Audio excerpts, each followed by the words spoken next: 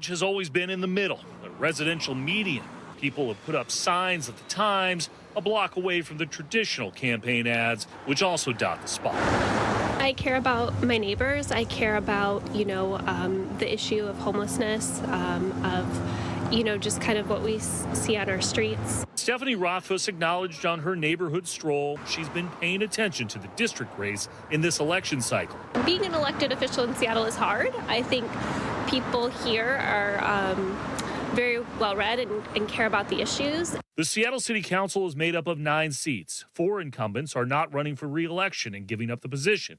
3, Tammy Morales, Andrew Lewis, and Dan Strauss, are seeking another term. An 8th member, Teresa Mosqueda, will vacate her seat if she wins a King County Council race. All 3 incumbents, despite unfavorability ratings and big spending against them, received the highest vote total of candidates in their respective districts in the primary, including Strauss, who represents Finney Ridge. What I know right now is that we cannot afford to lose any momentum. Dan has been such a windsock, a political windsock. I think sometimes we're eager for change if things don't happen quickly enough. And so I think continuity is good because we need people to understand the issues and kind of work on projects long term. Which is why Strauss might be feeling confident after winning the primary by 22 points that this political center may maintain a straight line. In Seattle, Chris Daniels, KOMO News. The only Seattle City Council incumbent who did not win more than 50% of the primary was Andrew Lewis of downtown. Stick with KOMO for complete coverage on the upcoming 2023 election with it just 8 days away. We'll stay on top of the developments in the week ahead.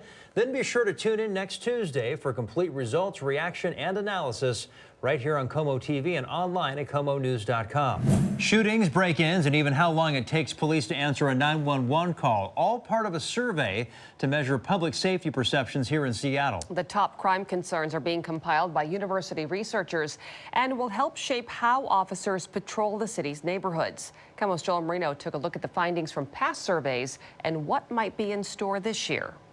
66 homicides so far this year in Seattle and counting, putting the city on course for an all-time record. But these cases aren't the only public safety concerns the community shares. I love to go to the public market, and you always have to pass by a whole bunch of drogaris. And to me, I feel that everybody should be able to be safe downtown, and it's just not that way anymore.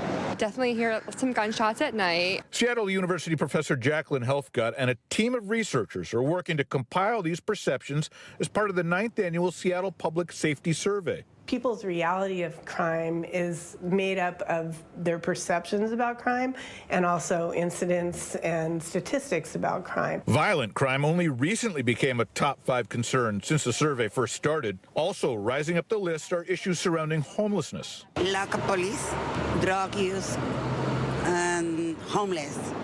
We have a lot of issues with that. The survey also gauges quality of life issues related to public safety and found that fewer people feel they can rely upon and trust Seattle police to respond.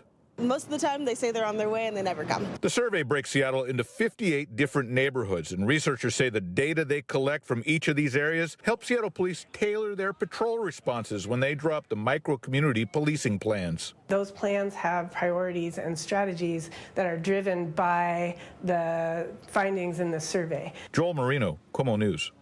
The online survey takes about 20 minutes, and people have until November 30th to fill it out.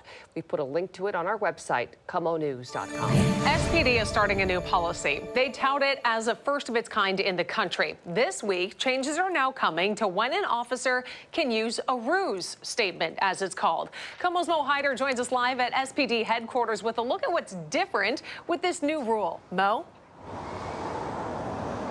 Yeah, Kelly, well, the goal of this new policy is to help rebuild confidence and trust with the public and the community. Now, ruse is a statement an officer knows isn't true but could be helpful when it comes to an investigation or de-escalation. This new policy would put more control on how ruse statements are used to prevent any problems. So why the change? Mayor Harrell wanted the department to come up with a new policy after 2 specific incidents in the past. Back in 2018, an SPD officer's ruse led to a suicide hit and run of a driver. And also in 2020, officers made fake radio traffic to get protesters away from the chop zone. Now, according to SPD, the need and conditions for a ruse should be strongly and clearly defined. It limits it to 5 specific scenarios, and those are furtherance of de-escalation, calming a person, promote safety of a person, scene management, and bring violent situations to peaceful resolutions.